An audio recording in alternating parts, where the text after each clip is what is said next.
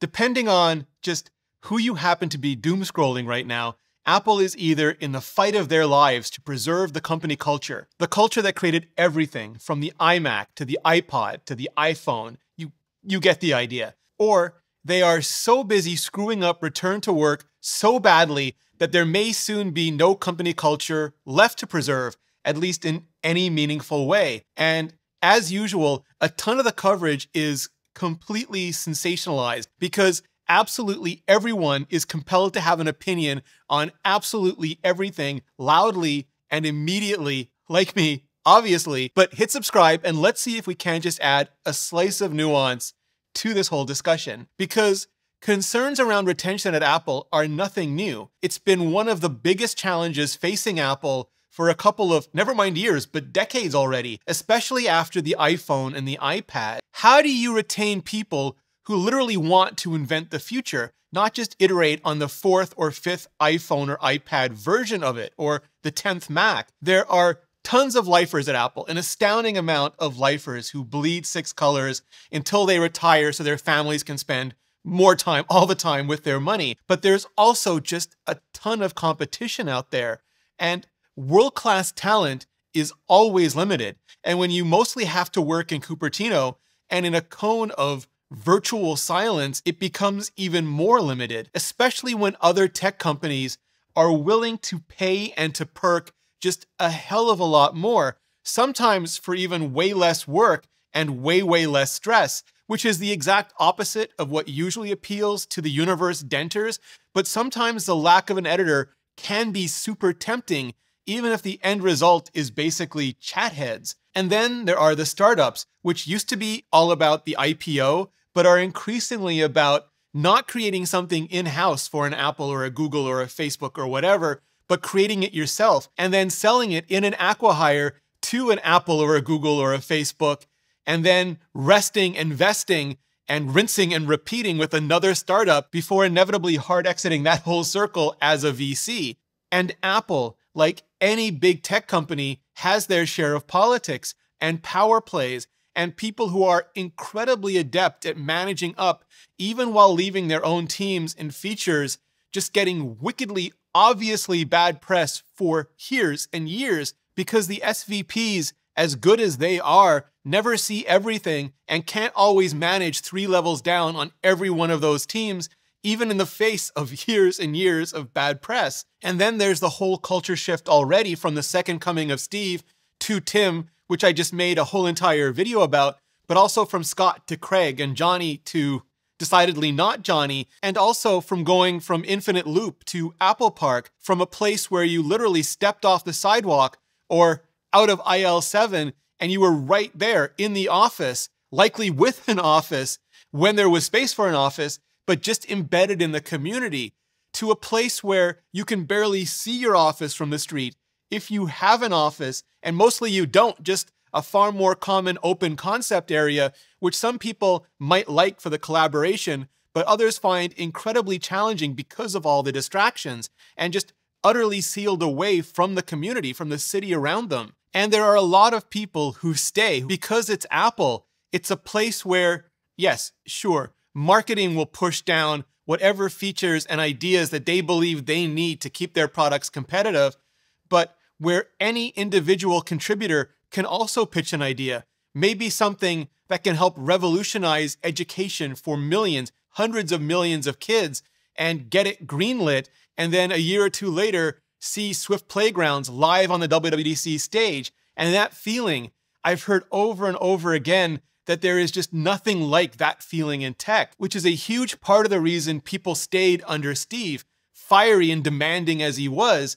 They may have hated the pressure, but they loved producing what they considered the work of their lives, of their entire lifetimes. Even as Steve made Apple, and not the iPhone or iPad or anything else, but Apple the work of his lifetime, creating Apple University to help make sure it outlasted him. Basically, post-Steve, ergo propter Steve. Because even back then, it was getting really hard. I mean, part of it was that being near bankrupt was still painfully fresh in every single Apple executive's mind.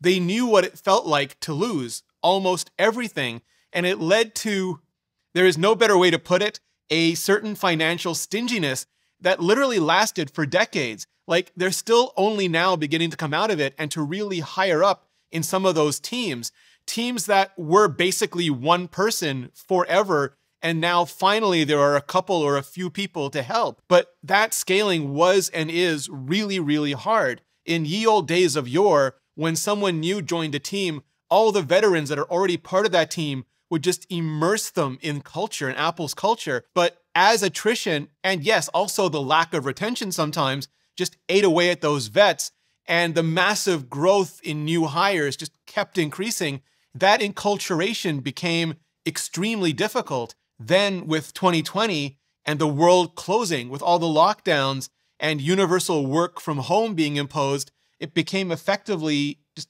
impossible. Some hated it. They felt disconnected, isolated, alone, stuck on endless WebEx calls all day, surrounded by noise or by silence, and struggling not just with work, but with the world, while others just absolutely loved it. They could work from a beach or from a ski slope, and they could spend time with their families. It was literal work-life rebalance, with life kind of kicking work's ass for once. And it didn't last long for the hardware people, because atoms don't remote anywhere nearly as well as bits do. So people who needed to be in the office had to just hazmat up and go back into the office as soon as inhumanly possible. But for a lot of people, it was a very darkest or brightest timeline, and for a couple of years. And as those back to work clocks started just ticking down, even though they got pushed back over and over again, but as they just started and kept ticking down, a lot of people suddenly had a lot of choices to make. And worst year of the century, 2020, and its horrible sequel, 2021,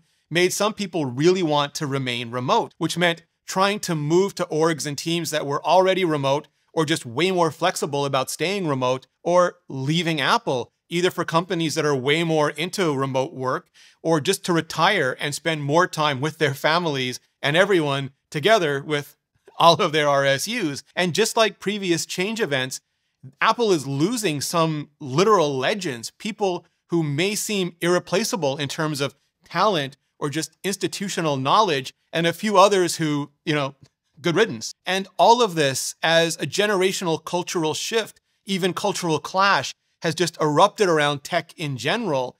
And that's especially acute at Apple, because culture has always been so important at Apple. And now you have like the tech boomers who feel like they're dealing with fragile, entitled, hello fellow kids all day, and the tech zoomers who think they're stuck with these rigid old fossil relic chumps who are still arguing over spaces versus tabs, and now it's mail versus Slack and hippies versus hipsters. But no, not at all, because everything and everyone involved is just way more complex, way more multifaceted, way more nuanced than all that. You have people, real people, who sincerely don't want to lose what makes Apple Apple, and others who just as sincerely want to make Apple, that Apple, a better Apple for everyone, and a whole entire spectrum in between with very different opinions, passions, and pain points. And you have Tim Cook and the Apple executives who have been just legendary, final form, 9,000 IQ geniuses at managing supply chain through the last couple of nightmare hellscape years, who just need to power up and next level all of that again to handle the forced evolution of their culture, because people are so very much harder to logistic than parts. Just like Apple had to change and grow after Steve, how nothing could be the same because Apple could never be the same, but how Apple could be a newer, certainly bigger, and in some ways way better Apple, it's going to have to happen again, because this time it's the whole entire world that's changed, and it's going to take just every bit of smarts and empathy, flexibility and adaptability that Apple has to make sure that they aren't caught and dragged just kicking and streaming through the next many years, but to do what they've been doing in all those other areas with people who are just so much more important than parts, and that's lead the way. And if you want to be part of that, part of the future of Apple or any tech company, check out the computer science and algorithm courses on today's sponsor, Brilliant. Also, math, physics, logic, science, quantum mechanics, game theory, and so much more. Because Brilliant is the online interactive STEM learning platform with a growing catalog of courses specifically crafted to help you learn concepts by working through them yourself in visual, hands-on ways. And all the lessons are thoughtfully broken up into bite-sized pieces so you can learn at your own pace. No pressure, no stress. Like, have you ever wanted to learn to code, but you were just totally put off by all the overly complicated traditional computer programming courses? Well, Brilliant has actual, fun, interactive challenges that let you shift blocks of pseudocode around, receive immediate feedback, and get results. You feel like you're solving puzzles, gaming even, but the whole time you're learning how algorithms work. And once you know that, coding becomes way less intimidating. Because here's the thing, here's the secret. Everyone starts somewhere, and you can get started right now, here, today, for free. Just visit brilliant.org/Ritchie or click on the link in the description. And the first 200 of you will get 20% off Brilliant's annual premium subscription. So just click the button on the screen or go to brilliant.org/Ritchie. Clicking on this button really helps out the channel, and so does hitting up this playlist for way more hyper-detailed deep dives into all the details about Apple and everything coming next. So just hit up that playlist, and I'll see you in the next video.